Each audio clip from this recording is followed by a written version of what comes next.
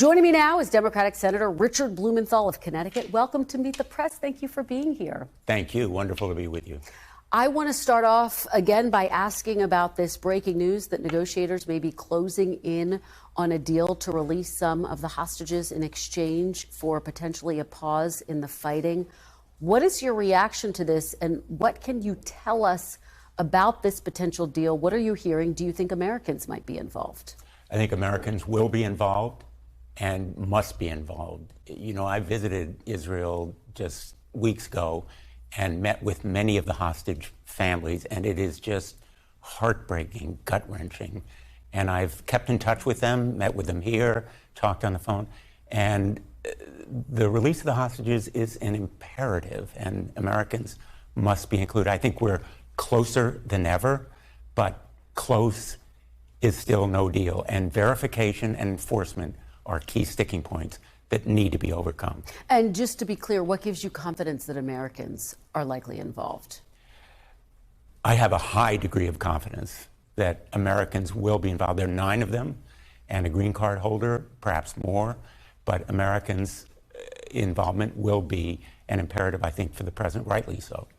You just heard Deputy National Security Advisor John Feiner stand by the U.S. intelligence and the Israeli intelligence that has said that Hamas has embedded itself in El-Shifa Hospital. As you know, there is still a fair amount of skepticism about that charge, globally speaking. What more does the U.S., what more does Israel need to do you think, to prove that claim?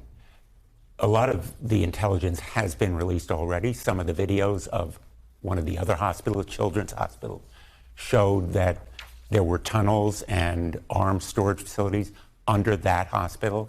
Obviously, there's video of a shaft at Al-Shifa Hospital. But here is the key point that I think is so important. There needs to be more transparency. Both Israel and the United States need to release more of this intelligence. Time after time, Kristen, when I have attended briefings in the classified section of the United States Capitol, I say at the end, you know, our adversaries know this stuff. They know we know this stuff. We know they know we know it. The only people who don't know it are the American public. And there is reliable intelligence that can and should be released without compromising sources and methods that would bolster Israel's case in the court of world opinion, and would also support the United States aiding Israel as it must do. Well, you take me to my next question. As you know, the president has called for Congress to provide aid to Israel, more aid to Ukraine, Taiwan, as well as the border. Senator Bernie Sanders and other Democrats are calling for the U.S. to condition aid to Israel on a, quote, end to the indiscriminate bombing and a freeze on settlement expansion. If that is a part of a deal for Israel aid, would you support that?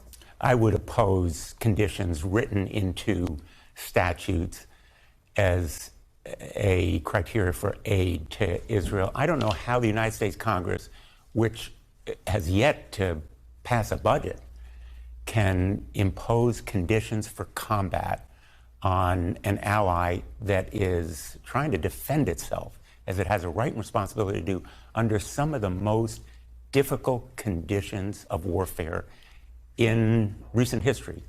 And so I would be very loath to impose conditions that would, in effect, straitjacket or handcuff the IDF in this very, very excruciatingly difficult challenge. Let me take a step back and ask you about anti-Semitism broadly. And I want to get your reaction to Elon Musk endorsing an anti-Semitic post on his platform.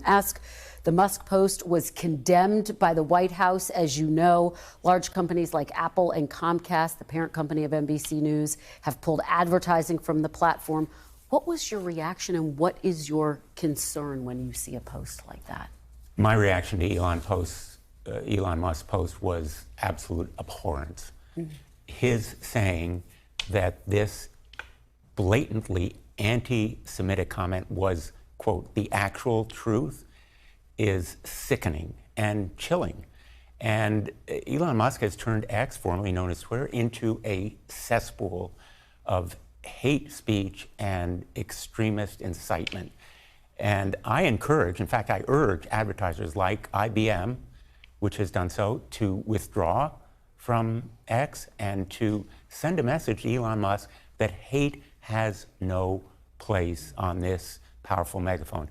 And as you know, the surge of anti-Semitic, anti-Muslim, white supremacist, anti-black sentiment on social media has been an incubator, in fact, an accelerant to more than just speech, action that constitutes hate crimes.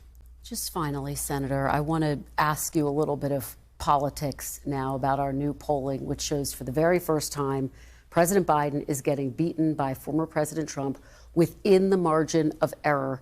Part of what's dragging down his poll numbers is a lack of support among younger voters for his handling of the Israel-Hamas war. How concerned are you about these numbers, and what do you think the president needs to do? Do you think he's still the best candidate for 2024? I think he is the best candidate for 2024. I have confidence that he will overcome those poll numbers. We're a year away. But remember, even more important than the polls are what voters are doing.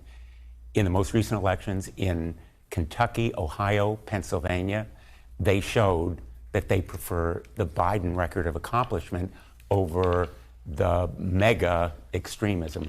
And here's the important point. In Ohio, voters said, we reject the effort to undercut women's health care and reproductive rights. I think we're going to see that issue on the ballot.